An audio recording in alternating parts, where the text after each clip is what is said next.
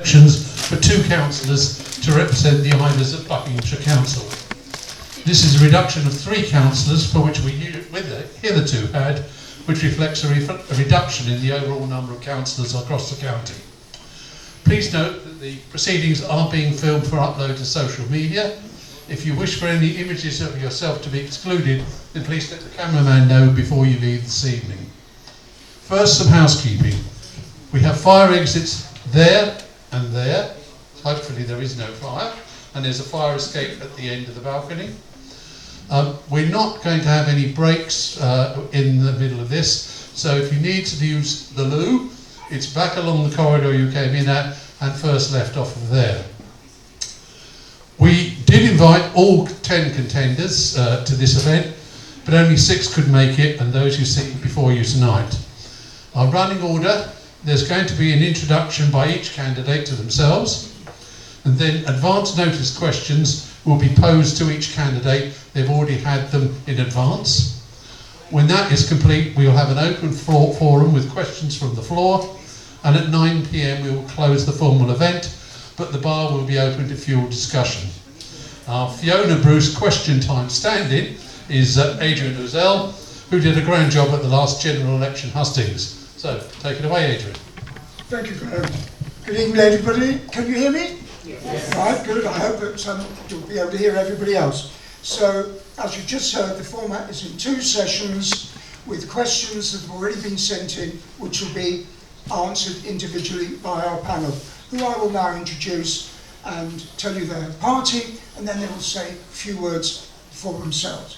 So, on my far right, we have Louisa Sullivan, who is independent. Louisa. Hello, stand up everybody. So I'm Louisa, I can see many familiar faces in the audience. Luke, grab the mic. Yeah. Many familiar faces in the audience. Some of you may not know, I've been your councillor since 2012, district councillor in 2012, and then became the county councillor in 2017 to 2020. After 2020, when the Buckley Unitary Council came on board, then Wendy and Paul joined. There was 3 of us, and there are 3 of us at the moment until the next election. I've been in Ivor Heath for 35 years. I moved to Ivor Heath with a new baby, myself and Michael, and then we had 3 more girls. All 3 girls went to local schools, so I'm very familiar with the school system and the fast choice that we have now. We've moved on. I also work at the airport. I work at Heathrow, and I'm also a therapy counsellor, so I've got a contract with Thames Valley Police and I look after victims of crime. So with all of those 3 roles, they're all part-time, and I juggle my diary. Inside that time as well, again, I mix with a lot of the local groups. I help them with fundraising, ideas, projects. Some projects work out, some projects are good, some projects are not. I look after the flower planters at the local school. In general, I've been around a long time now, and I came into politics the same as probably most of us do when you find passion about something. And what pulled me into politics was the first of the Pinewood expansion as a local resident. So any of you can go back that far to 2012, 2013 when the first application was permitted, and we've been rolling ever since from that one. Other issues that have come up, again, a lot of you in Richards Park, I was around with the Breeden, the Cemex, the parking zone, which was administered, and we had to have consultations on that. So I've been around with a lot of things locally. I think obviously in general, I'm in my time. Yes. Obviously, I'm up on time. I'm up on time. Yes. But if you just finish your sentence. So obviously in general, obviously with myself, Wendy and Paul as existing at the moment, we've obviously found our niches, but obviously going forward we'll have to find new niches. Thank you. Thank you. Next we have Nadine, who is for Labour. Right, I've written this down because it's quite important. Firstly, let me thank everyone here for coming and to give us the opportunity to answer your questions. I'm Nadeem, I live in Richards Park, and I value the wonderful community in the villages, the active, generous and welcoming community. However, things can be better. Schooling for children that doesn't require spending a huge cost on transport, making children get up at 6 AM and then miss out on after-school activities.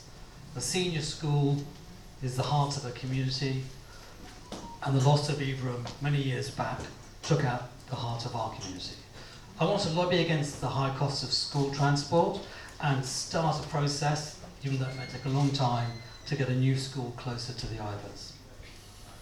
Resources are not allocated to repair and maintain our roads, pathways and verges, and in many cases we have to take this into our own hands. The Richings Park groups do a great deal, and I know the other groups do as well.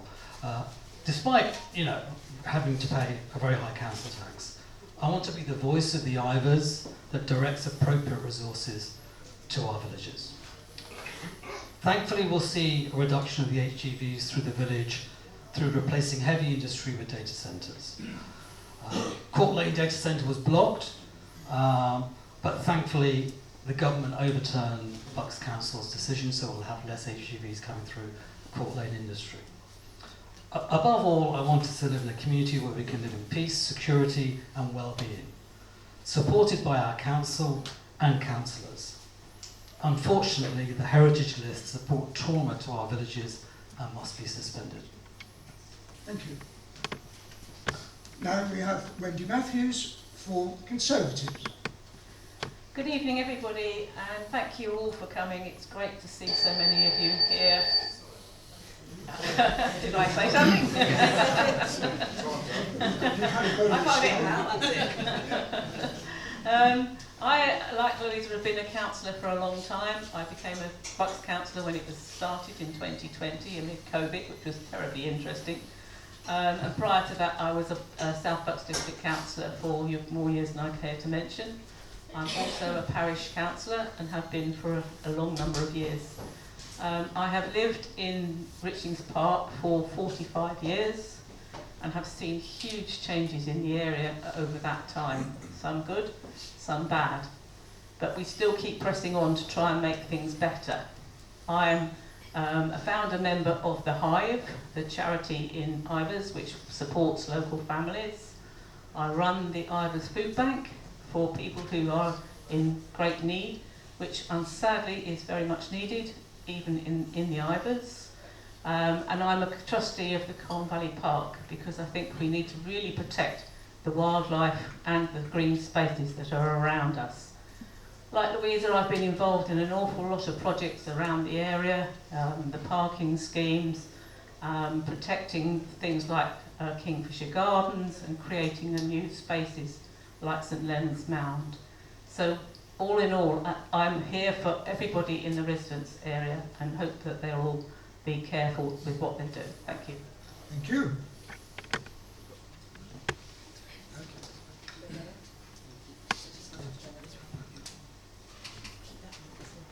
Right, and now moving to this side, we have Julie Cook, Liberal Democrat. Hi everyone and welcome. First of all, a little bit about me. I chose to live in the region about 11.5 years ago, plus a bit of extra for legal settlement, of course. I've been a parish councillor since 2020 when I was co-opted and then won an election in 21. During that time, from 21 onwards, I've been chair of the local parish planning committee, so I've been at the forefront with our parish councillors to our significant commercial applications. A little bit about me professionally. First of all, I started my career in government, both at an executive level and as a specialist. And I worked principally in taxation and law, including courts administration. My work in those jurisdictions led to my work being presented to Parliament on a number of occasions as examples of best practice, and also winning the equivalent of an Australia Day medal, or a national medal, it's called the Australia Day medal, for some of that work. I then decided to move to private sector to see what that was like, and I worked for some premium organisations, continuing the theme of transformation of those organisations. I then decided I wanted to work globally, which led me to the UK, where I worked globally for organisations such as Vodafone and Jaguar Land Rover, once again involved in transforming those organisations. But my passion for service remained and was not met through those avenues, so I increasingly increased my academic content of my work. I now work principally as an academic for a leading UK business school, where we're teaching the leaders of tomorrow about sustainability, ethics, and how to do business, profit and non-profit. Go on. I'm passionate about our community being involved and having meaningful conversations. We don't have meaningful consultation with Buckinghamshire, and I want to bring that back, and I want to help transform. I have the skills to transform Buckinghamshire, I have the vision, I have the passion. Thank you. Moving along then, Paul Griffin is independent. Hi, I'm Paul Griffin. I'm a resident for over 35 years and about 12 years in this or a similar role, having been elected initially to South Bucks District Council, along with Lou, in about 2012, 2013. I'm semi-retired, which gives me plenty of hours and time to put into this role. I'm an independent candidate, and I've been since 18 months after initially being elected. I was initially elected for my sins as a Conservative, but then switched. I was told I would never be elected as an independent over 10 years ago. Great to see that that changed. I'm delighted to be here this evening and believe we need greater communication between those we represent, what we can and can't do, and how successful we are at it. I believe being a good councillor is about being available, knowing how to direct inquiries and signpost residents to answers instead of voicemails and anonymous people in Aylesbury, and to supporting them to ensure that they get the best possible outcomes. I do have hay fever, so please forgive me. I'm no expert, but in my time I've helped with council tax errors, SEND school placements, highways, bin collections, abandoned vehicles, piles of detritus in the high street, parking measures, licensing issues, planning queries, privacy issues, liaison with TVP, housing associations, and even helping find homes for families that may have outgrown their current situation. I believe politics at this level is maybe 5% of what we do, and that the bulk of our time is very much people-centric and individual rather than being policy-orientated. 12 years of experience has enabled me to get things done, sometimes in timeframes that surprise residents, sometimes disappointed by those timeframes. Although not always successful, putting in the effort counts, as does being there to support folks in worrying or difficult situations. Thank you. Thank you. And completing the panel is Prerna Badwal, Conservative. On Thursday, is this working? No. On Thursday, the 1st of May, you are going to decide who is going to represent you and your needs at Bucks Council for the next 4 years. I'm here to tell you why I'm that person and why you should vote Conservative. I've had a successful career working for UBS and Goldman Sachs, but my passion is helping people and helping local communities. I'm the Mayor of Gerrards Cross Town Council, right next door. I'm the first woman to hold that post. And since being the Mayor, I've got grants for local schools, and I've recently got a £10,000 grant from the Police and Crime Commissioner to fund more CCTVs. I'm a local mum of 2, and I understand the stresses people have of finding the right home and making it how they want it to be. So I will be standing up for those unfairly affected by the local heritage list. I have a strong connection to Ivor. I live about 8 minutes away down Pinewood Road, and I have friends and family here. So I hear their concerns about local issues. I know how hard it is to find the right school for your child and to keep your home and your family safe. I'm here to stand up and to speak up for Ivor. We need better roads. Bucks Council has fixed over 35,000 potholes last year and have the largest ever programme, £120 million. I will make sure that Ivor gets its fair share of that funding.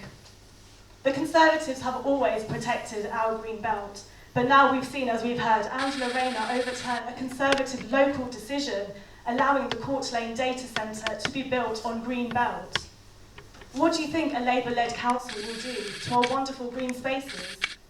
A vote for anyone other than the Conservatives risks letting Labour take control of our council. Do you really want that? And have you seen the situation in Birmingham?